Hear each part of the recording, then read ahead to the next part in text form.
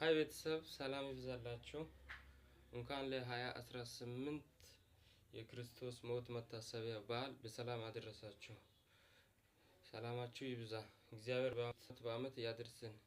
እንግዲህ በእግዚአብሔር ከለላና በእግዚአብሔር ጥበቃ ነው ለዛሬ ያደረስነው። ስንት ጠላት ነበረ፣ ስንት መከራ፣ ስንት ፈተና ነበረ። ከዛ ሁሉ አልፈን ለዛሬው ያደረሰን እግዚአብሔር ይመስገን።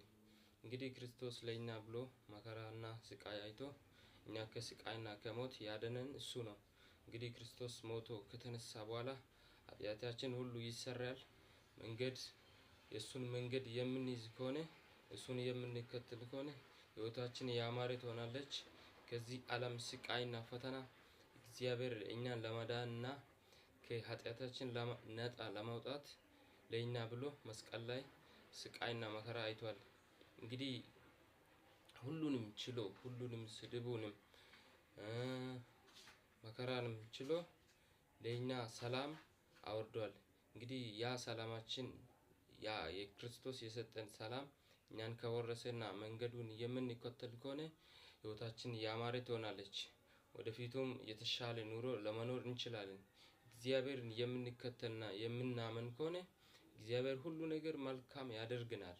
እንግዲህ ስሙ የተመሰገነ ይሁን።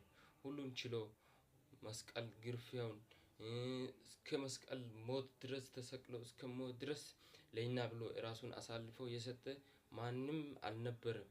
ክርስቶስ አምላክ ሆኖ ሳለ ራሱን ተራ አድርጎ ራሱን ባሪያ አድርጎ ወርዶ ለኛ ብሎ በመስቀል ተሰቅሎ የሞተ ከወንበዴ ጋር እኩል እየተቆጠረ ክርስቶስ ብቻ ነው። እንግዲህ እኛ ያንን ክርስቶስን ስንከተልና ህይወታችን በሱ ስር ስናደርግ እግዚአብሔር ሁሉ ነገር ያሳምረናል። እግዚአብሔር ቸር ነው።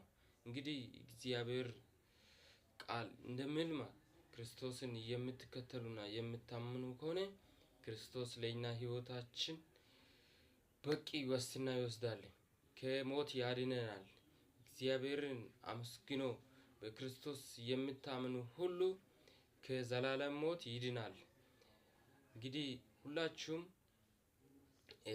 ለዚህ አመት በሰላም ያደረሰን እግዚአብሔር ነውና እግዚአብሔርን እያመሰገንን በዓሉን ለማክበር ዝግጁ ሆነን ለዛሬው ደርሰናል።